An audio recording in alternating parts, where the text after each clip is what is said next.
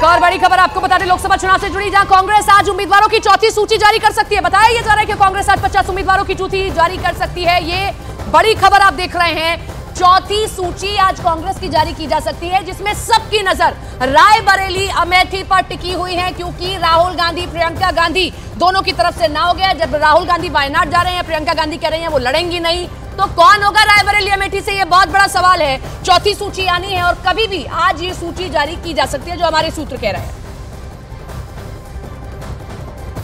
नीरज हमारे साथ, हमारे सहयोगी लाइव जुड़ रहे हैं। नीरज, बहुत अहम है ये सूची, और उत्तर प्रदेश के लिहाज से भी, जैसे आज बीजेपी बैठक कर रही है सीईसी की, और उत्तर प्रदेश को लेकर सवाल है। रायबरेली और अमेठी अभी तक क्लियर नहीं है।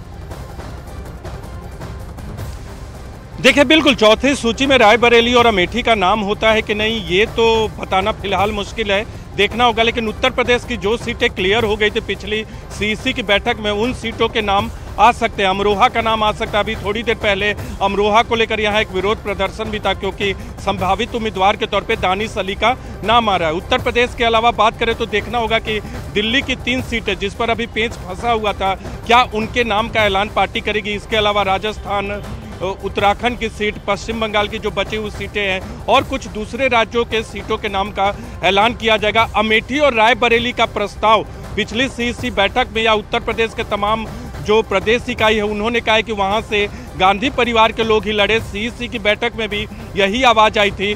राहुल गांधी और गांधी परिवार को यह फैसला करना है कि अमेठी और रायबरेली से कौन लड़ेगा। अगर ये तय हो गया कि राहुल गांधी या गांधी परिवार से कोई लड़ेगा, तो वो नाम इसमें हो सकता है, लेकिन इसकी संभावना कम है कि आज की नीरज, आपको आवाज अगर आ रही है, नाम हो, लेकिन उत्तर प्रदेश की कुछ सीटों के नाम हो सकते हैं। मैं आऊंगी आपके पास में, एक बहुत महत्वपूर्ण सवाल है, लेकिन उससे पहले खबर दिखा दे, फिर आपके पास आते हैं सवाल के साथ, और अमरोहा से जुड़े खबर। लेकिन इस बीच एक और बड़ी खबर आपको बता दें, महाराष्ट्र में महाविकास आघाड़ी से जुड़ी इस वक्त की बड़ी खबर, जहां प्रकाश अंबेडकर ने महाविकास आघाड़ी के नेताओं को सीट शेयरिंग के लिए अल्टीमेटम दे दिया है। प्रकाश अंबेडकर ने महाविकास आघाड़ी के नेताओं पर झूठ बोलने का आरोप लगा दिया है और कहा कि अगर 26 मार्च तक महाविकास आघाड़ी का कोई जवाब नहीं आता है, तो 27 मार्च को वो अपनी पार्टी के प्रत्याशियों की घोषणा कर देंगे। प्रकाश अंबेडकर ने कहा कि महाविकास आघाड़ी में सीट शेयरिंग 3 पार्टियों के चलते फंसी हुई है, इसमें उनका कोई रोल नहीं है। प्रकाश अंबेडकर ने कहा कि महाविकास आघाड़ी की पार्टियों के बीच 15 सीटों को लेकर विवाद चल रहा है। तो प्रकाश अंबेडकर पहले ही नाराज थोड़े से बताए जा रहे थे, और इसके बाद उनका एक अल्टीमेटम और बात करने के लिए खुद प्रकाश अंबेडकर जी मौजूद हैं। सर, चुनाव का ऐलान तो हो चुका है, लेकिन सीट शेयरिंग अभी भी फंसी हुई है। आपकी तरफ से भी कोई अनाउंसमेंट अब तक उम्मीदवारों का नहीं है, और दूसरी तरफ महाविकास आघाड़ी ये कह रही है कि आपने उनको फंसा के रखा हुआ है। 2.5 साल में उन्होंने अपने सीट का कभी चयन नहीं किया। हमने जब 12-12 का फॉर्मूला दिया, तब जाके इनका जो है वो कहीं चर्चा शुरुआत हुई।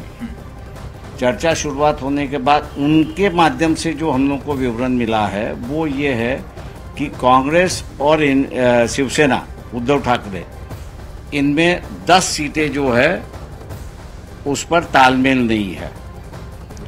5 सीटें ऐसी है कि जिस पर एनसीपी, कांग्रेस और शिवसेना, इनका तालमेल नहीं है। तो 15 सीटों का उनका ही मामला है।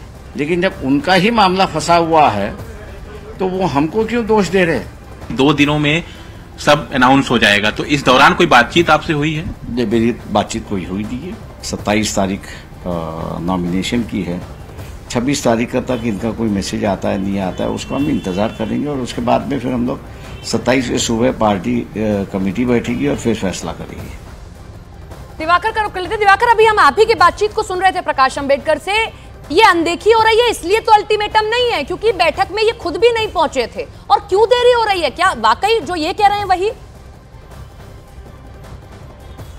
देखिए सपना, जो प्रकाश अंबेडकर की नाराजगी की वजह है उसमें साफ तौर पर है कि 2 बैठकों में महाविकास आघाड़ी की तरफ से उन्हें बुलाया नहीं गया है। तो ऐसे में वो पूरा मन बना चुके हैं कि अगर 26 मार्च तक जो है महाविकास आघाड़ी की तरफ से कोई अगर मैसेज उन्हें नहीं आता है या फिर किसी बैठक में नहीं बुलाया जाता है, तो 27 तारीख को अपना फैसला ले लेंगे। क्योंकि महाराष्ट्र में पहले चरण की जो वोटिंग होनी है 19 अप्रैल को, और उसके लिए जो नामांकन की प्रक्रिया है वो 27 मार्च को खत्म हो जाएगी। तो इसीलिए प्रकाश अंबेडकर ने एक अल्टीमेटम दिया है महाविकास आघाड़ी को कि आप अगर हमको साथ नहीं लेते हैं तो हम अकेले चुनाव लड़ेंगे, हमने अपनी तैयारी कर रखी हुई। लेकिन महाराष्ट्र में राजनीति सपना इस वक्त जो दिलचस्प मोड़ पर है, दोनों गठबंधन हो, चाहे एनडीए हो चाहे एमबीए हो, दोनों गठबंधनों में सीट शेयरिंग का पेच फंसा हुआ है। दोनों गठबंधन ये तय नहीं कर पा रहे हैं कि सीट शेयरिंग कैसे हो और कैसे उसको आधिकारिक तौर पर जाहिर किया जाए। लेकिन जिस तरह से बैठकों का दौर महाविकास आघाड़ी में चला है और 2 बैठकों में प्रकाश अंबेडकर को नहीं बुलाया गया है, उससे कहीं ना कहीं साफ संदेश ये भी है कि महाविकास आघाड़ी ने अंबेडकर के बिना भी जाने का प्लान तैयार करके रखा हुआ है।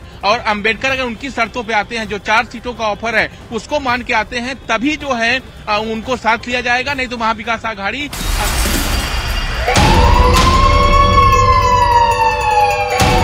और इस वक्त की बड़ी खबर आपको बता दें महाविकास आघाड़ी से जुड़ी, जहां पर महाराष्ट्र की सांगली सीट को लेकर उद्धव गुट और कांग्रेस के बीच टकराव बढ़ गया है। सांगली सीट से उद्धव ठाकरे ने चंद्रहार पाटिल को उम्मीदवार घोषित कर दिया है, जिससे कांग्रेस बेहद नाराज है, क्योंकि सांगली सीट कांग्रेस की परंपरागत सीट मानी जाती है और वो इससे पीछे हटने को तैयार नहीं है। तो प्रकाश अंबेडकर जो चीजें कह रहे हैं उसमें क्या सच्चाई है, ये खबर यही बताती है। हमने भी हमारे कैंडिडेट को बोल के रखा है, वहाँ पे उनका भी काम शुरू है। तो आखिर पार्टियों को हमेशा अपने अपने एरिया में, हर जिले में, हर ब्लॉक में पार्टियों के वर्कर को काम देना पड़ता है, सबको काम में लगाना पड़ता है। सब के उन लोगों ने भी रखा होगा, तो इसका मतलब नहीं कि जब तक अलायंस क्लियर नहीं होगा, जब तक ये सब बातें आगे नहीं होगी। जहां महाविकास आघाड़ी में पेच फंसा हुआ है अभी भी सीट शेयरिंग को लेकर, वहीं कांग्रेस ने 7 उम्मीदवारों का ऐलान कर दिया, जिसमें नंदुरबार से गोवाल पाडवी, सोलापुर से प्रणति शिंदे, अमरावती से बलवंत वानखेड़े, लातूर से डॉक्टर शिवाजी राव कलगे और कोल्हापुर से शाहू छत्रपति, नांदेड़ से वसंतराव चौहान, पुणे से रविंद्र दंगेकर के नाम का ऐलान किया गया। जहां महाविकास आघाड़ी में प्रकाश अंबेडकर कह रहे हैं सब कुछ ठीक नहीं है, वहीं कांग्रेस ने 7 उम्मीदवारों का नाम का ऐलान महाराष्ट्र में कर दिया है।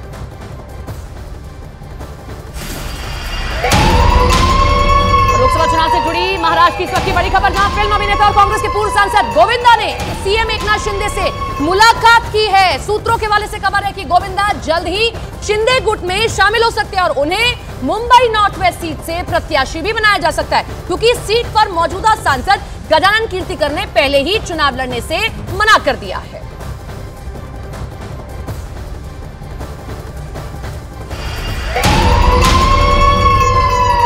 बिहार का रुख करेंगे, जहां सूत्रों के हवाले से बड़ी खबर, लालू और तेजस्वी के संपर्क में कांग्रेस और अलग अलग सीटों की मांग कर रही है कांग्रेस। आरजेडी कांग्रेस को 8 सीटें देने को तैयार है। सीट शेयरिंग को लेकर नहीं बन पा रही है सहमति, पहले दिन से यही चीजें सामने आ रही है। जहां कांग्रेस 15 सीटों की मांग कर रही थी, वहीं कांग्रेस को आरजेडी सिर्फ 8 सीटें देना चाहती है, बाकी की जो 2 सीटें हैं वो लेफ्ट को देना चाहती है, लेकिन कांग्रेस इससे ज्यादा सीटों की मांग कर रही है। और बेगूसराय एक ऐसी सीट है जिस पर पेट फंसा हुआ है, कुछ और सीटें ऐसी जहां पर पेट फंसा हुआ है। कन्हैया कुमार की सीट मांगना चाहती है, लेकिन आरजेडी वो सीट नहीं छोड़ना चाहती है। तो ये बड़ी खबर आप देख रहे हैं, जहां स्टीयरिंग आपने देखा था भारत जोड़ो न्याय यात्रा के दौरान तेजस्वी यादव के हाथ में था, वो होता हुआ भी दिखाई दे रहा है कि किस तरीके से वो स्टीयरिंग चला रहे हैं इस पूरी सीट शेयरिंग का। और वो कह रहे हैं कि मैं अगर आपको दूंगा तो सिर्फ और सिर्फ 8 सीटें। चंद्रमोहन और नीरज हमारे साथ हमारे सहयोगी जुड़ रहे हैं। सबसे पहले मैं चंद्रमोहन का रुख करूंगी। चंद्रमोहन, जैसे स्टीयरिंग था तेजस्वी के हाथ में वही दिख भी रहा है, वो कह रहे हैं 8 ले लीजिए, 8 दूंगा, 15 नहीं दे पाऊंगा। कहां पेच फंसा है? बिल्कुल, देखिए पेज तो और उलझते जा रहा है और अभी जो जानकारी मिली है उसके मुताबिक अब आरजेडी 6 सीटों पर आ गई है। साफ तौर पर यह कांग्रेस के नेताओं को आरजेडी की तरफ से कह दिया गया है कि 6 सीट से ऊपर वो नहीं दे सकती है और यही वजह है कि कांग्रेस के नेताओं में नाराजगी धीरे धीरे सामने आते जा रहा है। आज से 2 दिन पहले अनिल शर्मा जो पूर्व कांग्रेस के अध्यक्ष हैं, उन्होंने साफ तौर पर यह कहा था कि आरजेडी को अपने पुराने दिनों को याद कर लेना चाहिए। तो वहीं आज से 2 दिन पहले जब कांग्रेस के अध्यक्ष हैं अखिलेश प्रसाद सिंह, वो पहुंचे थे लालू यादव से मिलने के लिए, लेकिन उनसे मिलने पहुंचते उससे पहले लालू यादव अपने उम्मीदवारों का ऐलान करना शुरू कर दिए थे। और अब ये इंडिकेशन आरजेडी पहले भी दे चुका था। मैं नीरज का रुख करूंगी। नीरज, जिस तरीके से लगातार आप कांग्रेस से खबरें दे रहे हैं हमें, कांग्रेस कौन सी सीटें महत्वपूर्ण तरीके से चाहती है? एक तो वो सीट जिस पर कन्हैया कुमार को लड़ाना चाहती है, आरजेडी वो सीटें अपने पास रखना चाहती है। कौन सी सीटें जो कांग्रेस चाह रही है उसको नहीं मिल रही है और कब तक क्लियर होगी चीजें? देखिए चंद्रमोहन बिल्कुल ठीक कह रहे थे कि आरजेडी 6 सीट देने के लिए तैयार थी, लेकिन कांग्रेस अब चाहते, कांग्रेस के दबाव के बाद, कांग्रेस के रिक्वेस्ट के बाद आरजेडी 8 सीटों के लिए मान रही है। लेकिन हालांकि कांग्रेस पार्टी के नेता 9 सीट चाहते, 10 सीट चाहते, लेकिन 8 सीटों की जहां तक बात है उसके बारे में आपको बता दें, अब पहले संख्या को लेकर मतभेद था, अब नाम को लेकर मतभेद आने लगे। कांग्रेस जो सीटें दे रही है आरजेडी जो सीटें कांग्रेस को दे रही है उस पर कुछ नाम में मतभेद है। जैसे कांग्रेस चाहती है कि काराकाट, जो कि वहां से मीरा कुमार के लिए वो सीट ली जाए, वहां से उनके बेटे अंशुल को चुनाव मैदान में उतारा जाए। औरंगाबाद, जहां से आरजेडी ने अपने उम्मीदवार की घोषणा कर दिया, वहां निखिल कुमार, अवधेश सिंह या आनंद शंकर में से किसी को उतारने का मन बना रही थी कांग्रेस, लेकिन उस सीट पर भी आरजेडी ने अपने उम्मीदवार की घोषणा कर दी। पूर्णिया पप्पू यादव के लिए चाहती है, लेकिन आरजेडी जो सीटें अब तक देने के लिए तैयार हुई है, 8 सीटों की अगर बात करें, उनमें सासाराम, मुजफ्फरपुर, किशनगंज, बेतिया, पटना साहिब, समस्तीपुर, कटिहार, नवादा। और कांग्रेस के नेताओं का मानना है कि ये 8 जो सीटें हैं उसमें 2-3 सीटें कांग्रेस के लिहाज से कमजोर हैं, इसलिए 3 सीटें जिसमें काराकाट, औरंगाबाद और पूर्णिया है, वो सीटें कांग्रेस को मिलनी चाहिए।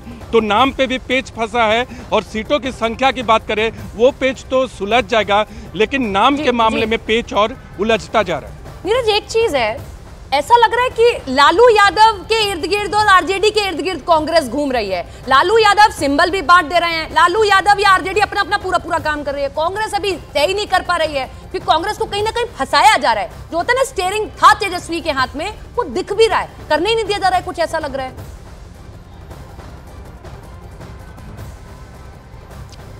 देखिए, आरजेडी सूत्रों का मानना है कि पिछले विधानसभा चुनाव में बहुत सीटें, 70 के आसपास सीटें कांग्रेस पार्टी को दी गई थी, लेकिन उस तरह का परफॉर्मेंस कांग्रेस पार्टी का नहीं था और आरजेडी का स्ट्राइक रेट बेहतर था। उसी को देखते हुए आरजेडी 6 सीटों से ज़्यादा देने को तैयार नहीं थी, लेकिन आरजेडी को भी बाद में लगा और कांग्रेस को भी के अनुरोध के बाद 8 सीटों के लिए तो मानने को तैयार हुई है आरजेडी, जो आरजेडी सूत्रों ने हमें बताया है। लेकिन कांग्रेस सूत्रों का दावा है कि वो सीटें अब चाहते हैं जहां उनके जीतने की, यानी विनेबिलिटी अधिक हो कांग्रेस पार्टी की भी और महागठबंधन की भी। लेकिन ये पेच सुलझाना भी मुश्किल होगा, क्योंकि सिर्फ कांग्रेस और आरजेडी ही नहीं है, लेफ्ट भी तीसरी तरफ है इस पूरी महागठबंधन के मामले में, और कुछ सीटें लेफ्ट को भी दी जा चुकी है। काराकाट के बारे में आपको बता दें, काराकाट कांग्रेस जो मांग रही है वो लेफ्ट को देने का फैसला महागठबंधन के अंदर हुआ है। तो अगर काराकाट